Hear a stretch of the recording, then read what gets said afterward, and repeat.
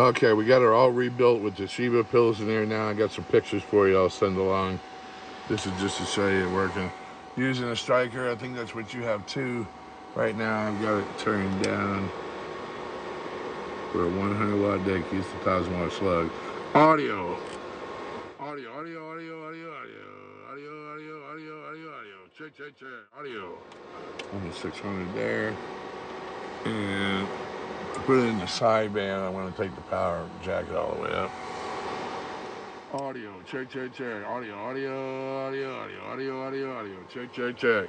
Audio, audio, audio, audio. No lines crossing, no flat topping. That's a good looking sideband right there out of an amplifier. Hello. Alright, it's looking great, man. It's going to last a long time.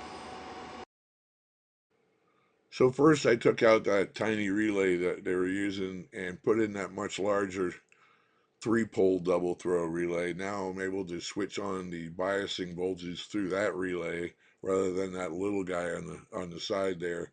That little one now just switches in the extra capacitance for the delay.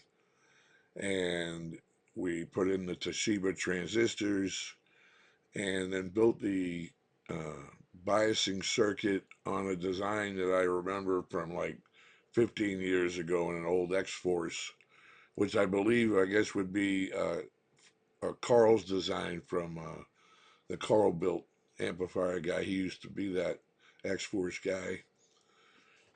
So it was probably his design. I've seen it in his amps before. Works really well, as you can see on the scope.